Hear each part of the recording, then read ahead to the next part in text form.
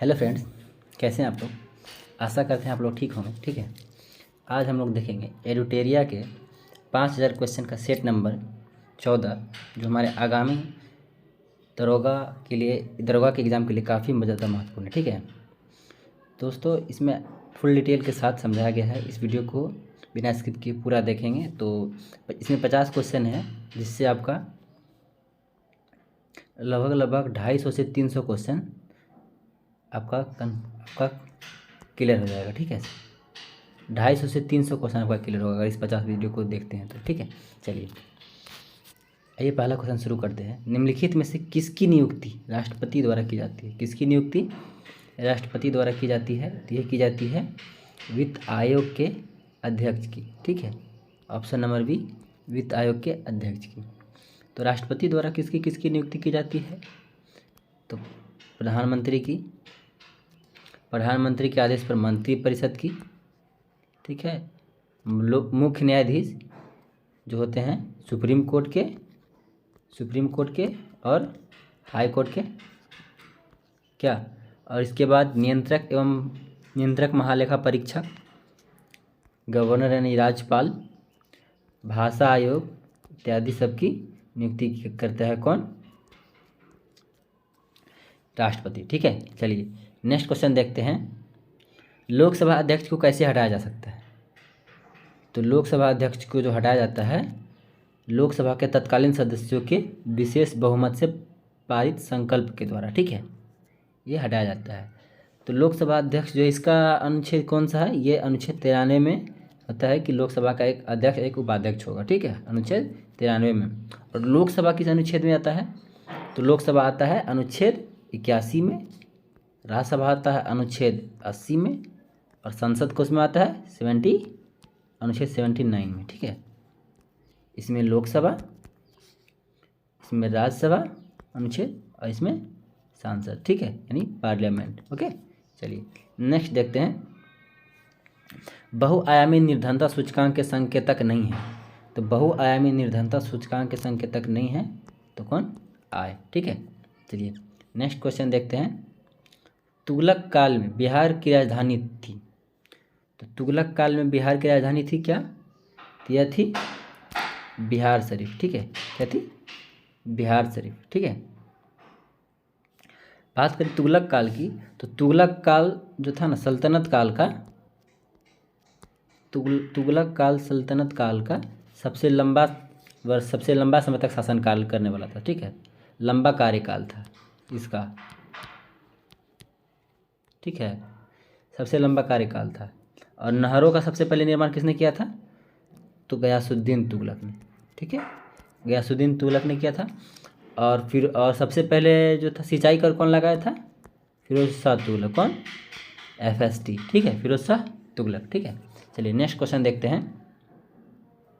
प्रकाश संश्लेषण के दौरान पैदा होने वाले ऑक्सीजन का स्रोत क्या है? तो इसका आंसर हो जाएगा 5 का ऑप्शन नंबर ए, जल। क्योंकि जल में क्या होता है? H2O। ठीक है, इससे यहाँ से ये ऑक्सीजन ग्रहण करता है। ठीक है, तो प्रकाश संश्लेषण कौन सी अभिक्रिया है? तो प्रकाश संश्लेषण एक ऑक्सीकरण एवं अवकरण दोनों है। ठीक है, ऑक्सीकरण अवकरण दोनों है। ठीक है, प्रकाश संश्लेषण की संरचनात्मक इकाई क्या होती है? तो यह होती है थायलकोइड। क्या होती है? थायलकोइड इसकी संरचनात्मक इकाई होती है। ठीक है, चलिए नेक्स्ट देखते हैं। ऋग्वेद के 9वें मंडल का संबंध किस देवता से है? तो ऋग्वेद के 9वें मंडल का संबंध ये सोम से है। ठीक है, और ऋग्वेद के 3रे मंडल में सूर्य देवता से संबंधित सावित्री को प्रसिद्ध गायत्री मंत्र लिया है। जो गायत्री मंत्र है ऋग्वेद के 3रे मंडल से लिया गया है। और ऋग्वेद सबसे प्राचीन वेद है। ठीक है, सबसे प्राचीन है। और ऋग्वेद की मूल लिपि क्या है? तो मूल लिपि इसकी क्या है? कि ब्राह्मी लिपि इसका हो जाएगा। ठीक है, ब्राह्मी लिपि। और याद रखिएगा कि जो दशराग का जो युद्ध है ना, तो ऋग्वेद के 7वें मंडल से संबंधित। ठीक है, चलिए नेक्स्ट देखते हैं। नेल्सन हेराल्ड अखबार के संपादक कौन है? तो नेल्सन हेराल्ड अखबार के संपादक कौन है? ये हो जाएंगे जवाहरलाल नेहरू। ठीक है, बात करें अखबार में तो मिरातुल अखबार आपको पता होगा, मिरातुल अखबार, इसके लेखक कौन थे? तो राजा राम मोहन राय थे। इसका संपादक कब हुआ था?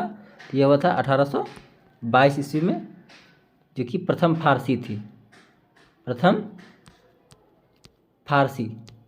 ठीक है, और बात करें रस्तगोफार की, बात करें रस्तगोफ्तार, ये भी पूछा जाता है। तो रस्तगोफ्तार जो समाचार पत्र है ये 1851 में इसका शुरुआत हुआ था। कौन किया था? दादा भाई नौरोजी ने किया था। ठीक है, और इंडियन मिरर का शुरुआत किसने किया था? ये किया था द्वारकानाथ टैगोर ने। ठीक है, द्वारकानाथ टैगोर ने किया था। कब? तो किया था 1862 में। ठीक है, चलिए नेक्स्ट देखते हैं, प्रथम इंद्रधनुष में क्या होता है? तो प्राथमिक इंद्रधनुष में क्या होता है? तो इसका आंसर हो जाएगा 8 का ऑप्शन नंबर ए, 2 बार अपवर्तन और 1 बार कुल आंतरिक परावर्तन। ठीक है, इसका आंसर हो जाएगा ऑप्शन नंबर ए। चलिए नेक्स्ट देखते हैं, मस्टर्ड गैस का उपयोग किया जाता है। तो मस्टर्ड गैस का उपयोग किया जाता है कहाँ? तो ये किया जाता है रासायनिक युद्ध में। कहाँ?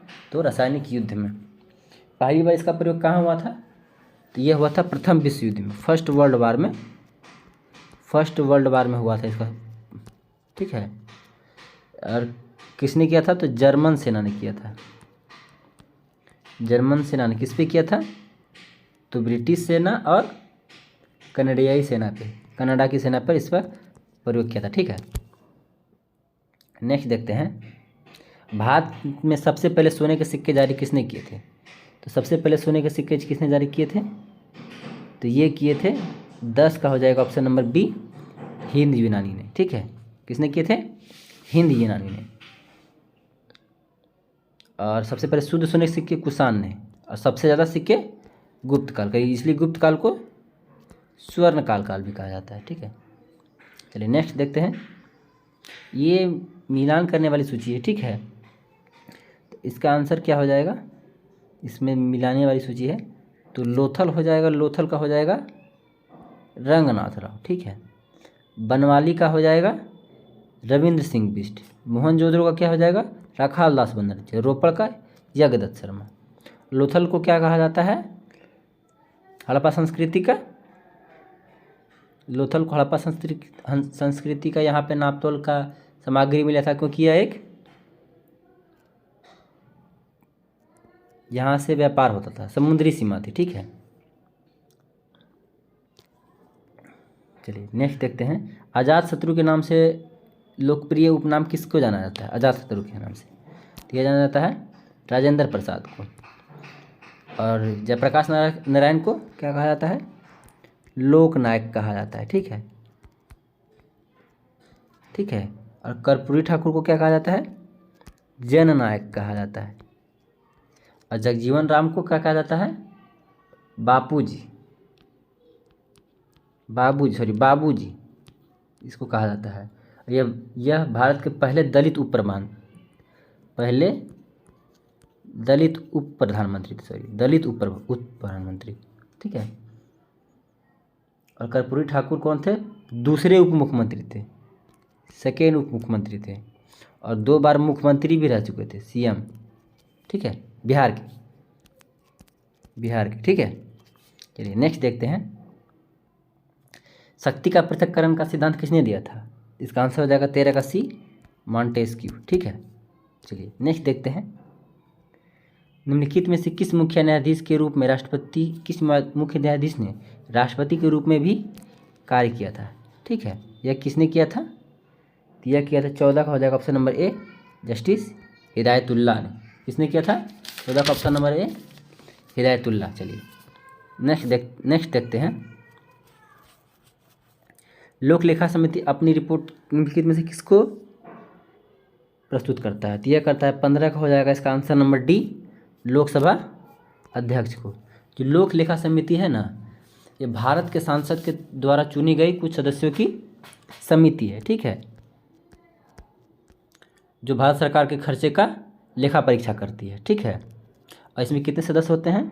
इसमें 22 सदस्य होते हैं। ठीक है, जिसमें इसमें से 15 होते हैं लोकसभा के, 7 होते हैं राज्यसभा के। इसका कार्यकाल कितना होता है? 1 वर्ष होता है। ठीक है, कार्यकाल 1 वर्ष होता है। इसको क्या कहा जाता है? प्राक्कलन समिति का जुड़वा बहन कहा जाता है। प्राक्कलन समिति का जुड़वा बहन कहा जाता है। ठीक है, चलिए नेक्स्ट देखते हैं। पराबैंगनी किरण, एक्स किरण, सूक्ष्म किरणें, गामा किरणों का तरंगदैर्घ्य आरोही क्रम में सजाएं। तो इसका आंसर हो जाएगा 16 का हो जाएगा ऑप्शन नंबर सी। सबसे पहले सूक्ष्म किरण, उससे छोटी पराबैंगनी किरण, उससे छोटी एक्स किरण और उससे छोटी गामा किरण। ठीक है, चलिए नेक्स्ट देखते हैं। बिहार में कैदियों द्वारा नंगी हड़ताल किस आंदोलन के दौरान किया गया था? बिहार में नंगी आंदोलन कब किया गया था? यह किया गया था सविनय अवज्ञा आंदोलन के दौरान। 17 का हो जाएगा ऑप्शन नंबर सी। ये किया गया था छपरा के जो कैदी थे ना, तो उस समय इसने क्या कहा था कि हमको स्वदेशी कपड़ा चाहिए, नहीं तो हम नंगे रहेंगे। बाद में इनकी मांगों को पूरा भी किया गया था। ठीक है, नेक्स्ट देखते हैं। अस्थाई बंदोबस्त के अंतर्गत आने वाली क्षेत्रों में निम्नलिखित में से कौन सी शामिल नहीं थी? तो यह शामिल नहीं थी कौन? तो 18 का हो जाएगा ऑप्शन नंबर सी, सिंध। अस्थाई बंदोबस्त जिसको और क्या कहते हैं?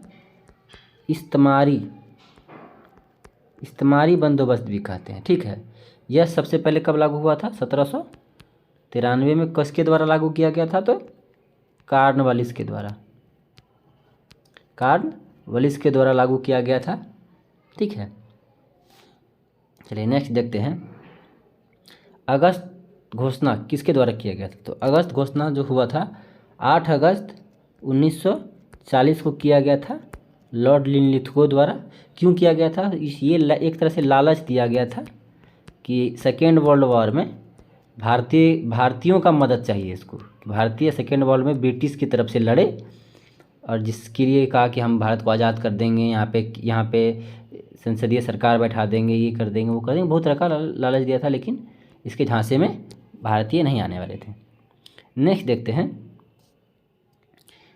इसमें मिलान करना है। ठीक है, तो इसका आंसर हो जाएगा 20 का हो जाएगा मैग्नीशियम। तो मैग्नीशियम का क्या हो जाएगा? टैल्क। क्या हो जाएगा? टैल्क। पोटेशियम का नाइटर। कैल्शियम का हो जाएगा फास्फोराइट और मैग्नीज का पायरोलुसाइड। मैग्नीशियम का आपको पता है इसका परमाणु संख्या क्या होता है? इसका होता है 20। पोटेशियम का कितना होता है? पोटेशियम का होता है 19। कैल्शियम का कितना होता है? 20 और मैग्नीज का होता है 25। क्या? चलिए नेक्स्ट देखते हैं। The way out of pamphlet किसने प्रकाशित किया था? तो यह किया था 21 का हो जाएगा ऑप्शन नंबर सी, राजगोपालाचारी। ठीक है, चलिए नेक्स्ट देखते हैं। प्रथम आंग्ल मराठा युद्ध किस संधि के द्वारा समाप्त हुआ था? तो प्रथम आंग्ल मराठा युद्ध जो हुआ था ना, ये कब हुआ था? प्रथम आंग्ल मराठा युद्ध, तो यह हुआ था प्रथम हुआ था कब? 1775 से 1782 तक। ठीक है, 1782 तक हुआ था। एक बात ये भी याद रखिएगा, यह कब हुआ था? तो यह हुआ था 1782 से 1782 तक। और ये सूरत की संधि से शुरू हुआ था। सूरत की संधि से, और सलाबाई की संधि से ख़त्म हुआ था, याद रखिएगा। दूसरा हुआ था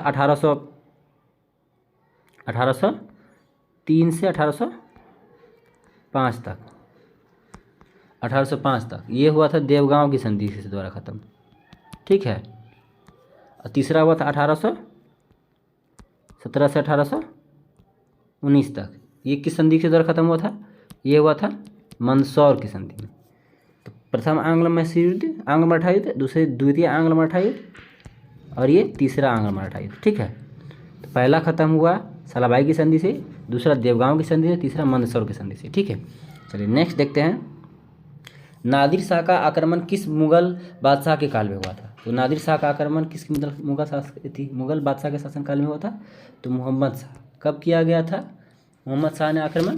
तो 1739 ईस्वी में। ठीक है, चलिए नेक्स्ट देखते हैं।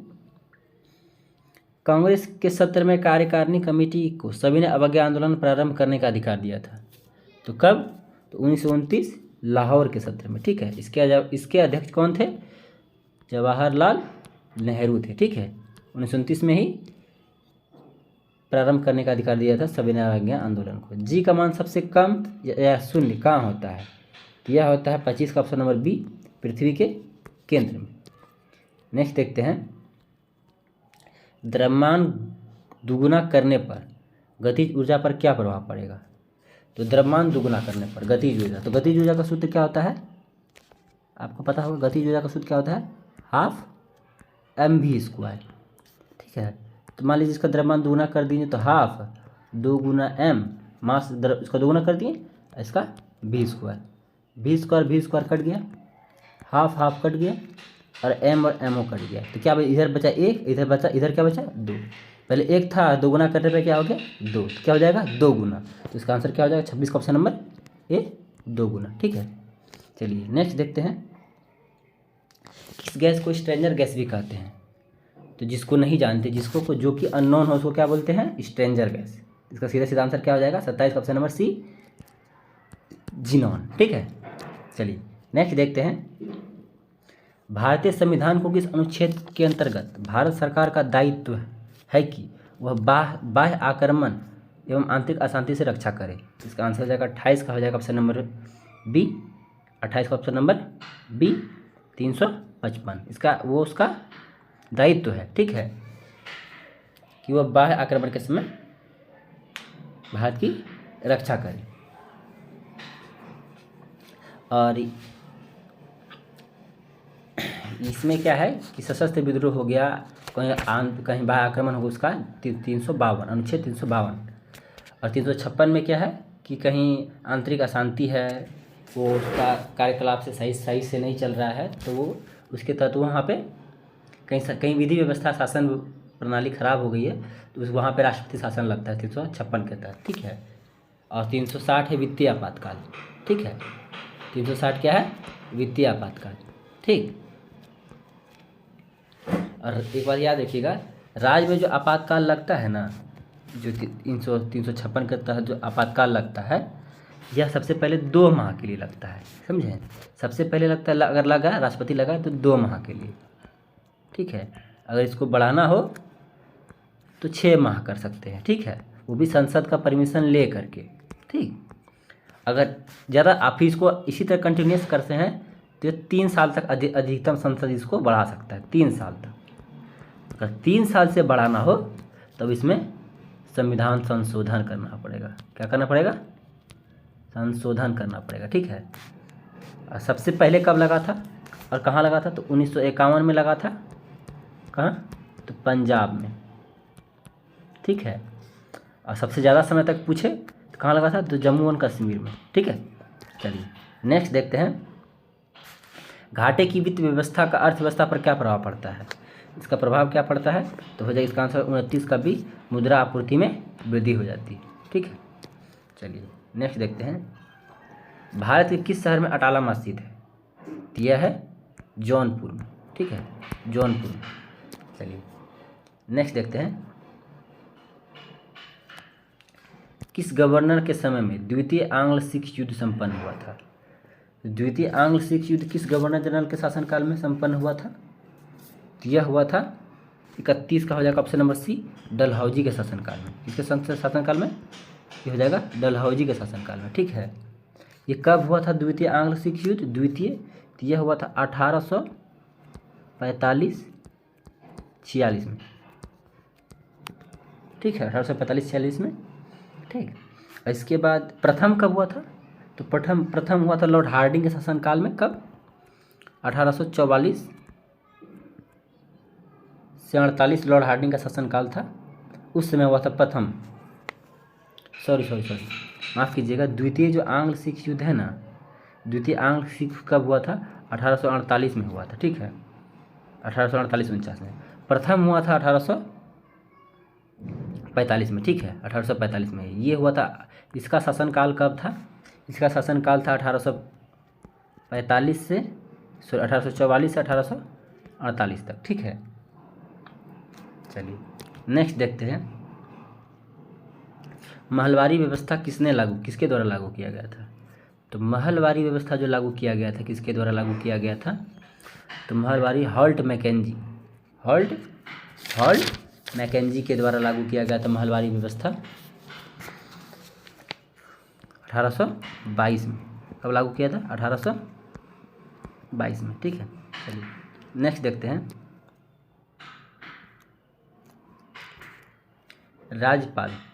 राज्यपाल के अध्यादेशों की स्वीकृति की आवश्यकता है किसको है, यह विधानसभा को। 33 का ऑप्शन नंबर डी हो जाएगा। राज्यपाल जो है, इसका अनुच्छेद किस अनुच्छेद के तहत राज्यपाल का परिभाषा है, तो यह अनुच्छेद 153, ठीक है। अनुच्छेद 153 के तहत राज्यपाल का परिभाषा है संविधान में।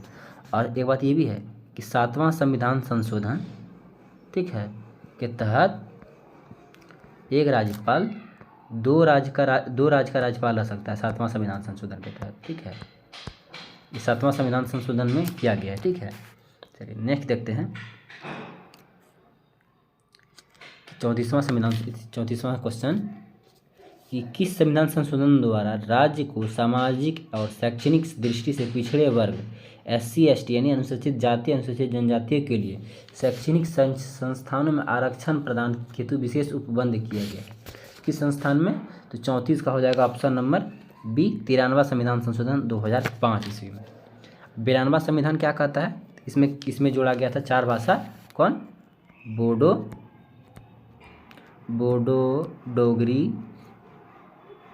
डोगरी जोड़ा गया था, बोडो, डोगरी और मैथिली और संथाली जोड़ा गया था, ठीक है। और 94वां संविधान संशोधन क्या है कि बिहार में जो था ना, 94वें संविधान संशोधन में कि बिहार में सबसे उस समय क्या था कि एक SC ST का एक मंत्री बनाना एक अनिवार्य था, ठीक है। SC ST का जनजातीय मंत्री जो कि उसका कल्याण मंत्री बनाना था, वो नियम था कि बनाना ही पड़ेगा। उस नियम को ख़त्म कर दिया बिहार से। ये सिर्फ अब कहाँ लागू हो गया, ये हो गया सिर्फ झारखंड और कहाँ, छत्तीसगढ़ में, ठीक है। चलिए नेक्स्ट देखते हैं, विधान परिषद के कुल सदस्यों में कितना सदस्य राज्य में रह रहे स्नातकों के द्वारा नियुक्ति होती है। तो राज्य में रह रहे स्नातकों के द्वारा कितना होता है, तो यह होता है 1/12, ठीक है।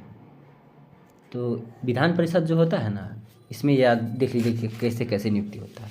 इनमें से जो 1/3 सदस्य होता है ना, यह चुना होता है नगर पालिका अगर स्थानीय निकाय से, ठीक है। स्थानीय जो बोर्ड होता है जैसे नगर पालिका हो गया, नगर निगम हो गया, यहाँ से चुना होता है 1/3। अब रहा 1/12 तो यहाँ से आ गया स्नातकों से। अब 1/12 होता है किससे पता है, वो जो माध्यमिक स्कूल में जो टीचर होता है या उससे हाई स्कूल से में जो टीचर होता है उससे 1/12 आता है, ठीक। और 1/3 शुरू अति होता है किससे, 1/3 होता है विधानसभा से, ठीक है। 1/3 विधानसभा से, ये तो पूरा हो गया। और फिर बाकी जो बचा होता है वो कौन करता है, राज्यपाल नियुक्ति करता है, ठीक है। 1/6 राज्यपाल नियुक्ति करता है, ठीक। चलिए नेक्स्ट देखते हैं, मंदिर कला का निर्माण किस काल में हुआ था। तो मंदिर कला का निर्माण किस काल में हुआ था, 36 का सी, गुप्त काल में, ठीक है। चलिए नेक्स्ट देखते हैं, मेगास्थनीज के अनुसार किस समाज को किस वर्ग में अस्तित्व नहीं था। तो मेगास्थनीज के अनुसार ब्राह्मण का समाज में वर्ग का अस्तित्व नहीं था। तो मेगास्थनीज में 7 भागों में बांटा गया था, भारतीय समाज को बांटा था। कौन कौन सा है उसमें से, तो पहला हो जाएगा दार्शनिक, सॉरी यही लिखा रहा है, क्या हो जाएगा, दार्शनिक, ठीक है। दूसरा क्या हो जाएगा, किसान यानी कि फार्मर, ठीक है। तीसरा हो जाएगा अहीर जो कि यहाँ लिखा हुआ है। चौथा हो जाएगा कारीगर। पांचवा हो जाएगा सैनिक, यहाँ भी लिखा हुआ है। और छठा हो जाएगा निरीक्षक, ठीक है। सातवां हो जाएगा कौन, सभासद, ठीक है, यही 7 होते हैं। ठीक, चलिए नेक्स्ट देखते हैं, प्रच्छन्न बेरोजगारी का अर्थ क्या है। तो प्रच्छन्न बेरोजगारी का अर्थ है 8 का क्या हो जाएगा, टी, श्रमिकों का सीमांत उत्पादकता शून्य है। चलिए नेक्स्ट देखते हैं, श्री महाकालेश्वर मंदिर किस नदी के किनारे है। तो श्री महाकालेश्वर मंदिर जो है ये शिप्रा नदी के किनारे है। ठीक है, कौन सी नदी के किनारे है, ये शिप्रा नदी के किनारे है। चलिए नेक्स्ट देखते हैं, कौन सी घुमक्कड़ जनजाति नहीं है। तो कौन सी घुमक्कड़ जनजाति नहीं है, ये है पिग्मी। पिग्मी जो है ये कहाँ पाया जाता है, मिडिल अफ्रीका में पाया जाता है। कहाँ, मिडिल अफ्रीका में पाया जाता है। ठीक, और ये मसाई जनजाति ये कहाँ पाया जाता है, ये केन्या और तंजानिया में पाया जाता है। केन्या और तंजानिया में पाया जाता है। लेप्चा ये तो सिक्किम में पाया जाता है, आपको पता है सिक्किम में पाया जाता है। और ये कजाक, ये एशिया के कजाकिस्तान में पाया जाता है। ठीक, और जनजातियों की बात करें तो सबसे बड़ी जनजाति कौन है, तो ये कौन है, तो भील जनजाति सबसे बड़ी जनजाति है। और सबसे अगर पुरानी जनजाति पूछे, सबसे प्राचीन जनजाति अगर पूछे कोई है तो ये कौन हो जाएगा, याद रखिएगा, ये होता है कौन, जारवा। ये कहाँ पाया जाता है, अंडमान निकोबार में। ठीक है, चलिए नेक्स्ट देखते हैं, 2011 के अनुसार निम्नलिखित, देखिए यहाँ पे आ गया ये क्वेश्चन, 2011 के अनुसार निम्नलिखित जनजातियों में कौन सबसे बड़ी समूह है। इसका क्या आंसर हो जाएगा, भील। दूसरी कौन हो जाएगी, गोंड। ठीक है, चलिए नेक्स्ट देखते हैं, शीत ऋतु में भारत के उत्तरी भाग में वर्षा होती है, किसके कारण होती है। तो इसका हो जाएगा 42 का बी, पश्चिमी विक्षोभ से। ठीक है, ऑप्शन बी पश्चिमी विक्षोभ से। चलिए नेक्स्ट देखते हैं, निम्नलिखित में से कौन सी नदी भूमि बंधित है। तो भूमि बंधित है, कौन सी नदी भूमि बंधित है, तो ये है लूनी नदी, यानी जो भूमि से ही निकल के भूमि में ही समा जाती है, कहीं गिरती वगैरह नहीं। तो ये राजस्थान में बहती है। ठीक है, ये राजस्थान में बहती है। भारत की सबसे बड़ी नदी गंगा नदी।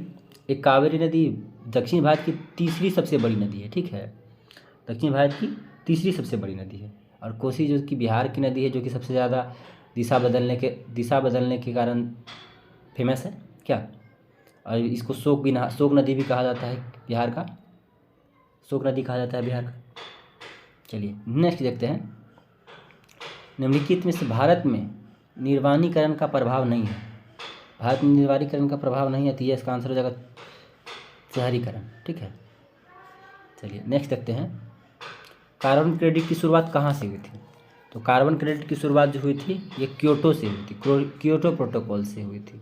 ठीक है, क्योटो प्रोटोकॉल क्या है, ये कब हुआ था, यह हुआ था 1997 ईस्वी में। 1997 ईस्वी में क्योटो में हुआ था, जो कि जापान में आता है। ठीक है, कहाँ है, जापान में। इस क्या है कि आप 1 टन से ज़्यादा इसको आपको मिलता है, एक तरह से आप समझ लीजिए कि लाइसेंस हो गया कि 1 टन से ज़्यादा आप कार्बन मोनोऑक्साइड गैस उत्सर्जित नहीं कर सकते। अगर कोई कंपनी वगैरह खोल रहा है तो आपको उस तरह का एक टैग दिया जाएगा। एक वो है क्योटो प्रोटोकॉल में एक ऐसा समझौता हुआ था। मॉन्ट्रियल प्रोटोकॉल क्या हुआ, ये है ओजोन से संबंधित। किससे है, ये ओजोन से संबंधित है। ये कब हुआ था, 16 सितंबर कब, 1987 ईस्वी में ये हुआ था। इसलिए 16 सितंबर को हम लोग मनाते हैं ओजोन दिवस। क्या मनाते हैं, ओजोन दिवस। ठीक है, बात करें पृथ्वी सम्मेलन की, तो पृथ्वी सम्मेलन 1992 ईस्वी में हुआ था। पृथ्वी सम्मेलन 1992 ईस्वी में। और यूएन की बैठक, यूएन का गठन कब हुआ था, तो 1945 में हुआ था। कब, 24 अक्टूबर को। यूएन डे भी मनाते हैं 24 अक्टूबर को। क्या, अब इसमें कितने सदस्य हैं, 143। ठीक है, 193। इसके अभी महासचिव कौन है, एंटोनियो गुटेरस। क्या, जो कि पुर्तगाल से हैं। क्या, और इसके बाद सबाक कुरैशी जो हैं, ये इसके अभी 77वें यानी कि 77th इसके अध्यक्ष हैं अभी। क्या, चलिए नेक्स्ट देखते हैं, ये मिलान करने वाला है। ठीक है, इसे मिलान करने वाला, इसका आंसर क्या हो जाएगा, सूत्र धोवन सोडा का Na2CO3 10H2। ठीक। खाने वाले सोडा का NaHCO3। विरंजक चूर्ण का क्या हो जाएगा, विरंजक चूर्ण का CaOCl2, ये हो जाएगा। Plaster of Paris CaSO4 2H2, ये इसका आंसर हो जाएगा। चलिए नेक्स्ट देखते हैं, निम्नलिखित में से किस रंग का परिकर्णन सबसे ज़्यादा होता है, तो किसका होता है, तो 47 हो जाएगा ऑप्शन नंबर डी, बैगनी का, और सबसे कम लाल का। नेक्स्ट देखते हैं, हाइड्रोलिक ब्रेक किस नियम पर काम करती है, तो हाइड्रोलिक ब्रेक जो है ये पास्कल के नियम पर काम करती है। नेक्स्ट देखते हैं, रेडियो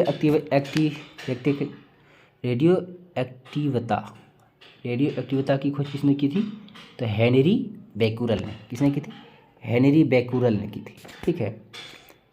और नेक्स्ट देखते हैं, लास्ट क्वेश्चन है, ज्वार पैदा करने वाला बल किन दो बलों के बीच अंतर है, तो ज्वार पैदा करने वाला गुरुत्वाकर्षण खिंचाव तथा केंद्र त्यागी बल, ठीक है, इसका अंतर है, ठीक है। चलिए ये था हमारा दोस्तों 14वां, आगे हम लोग देखेंगे 15वां। आपका कैसा लगा हमारा प्रयास, ठीक है, इसको कमेंट बॉक्स में ज़रूर बताएं, ठीक है। चलिए थैंक यू।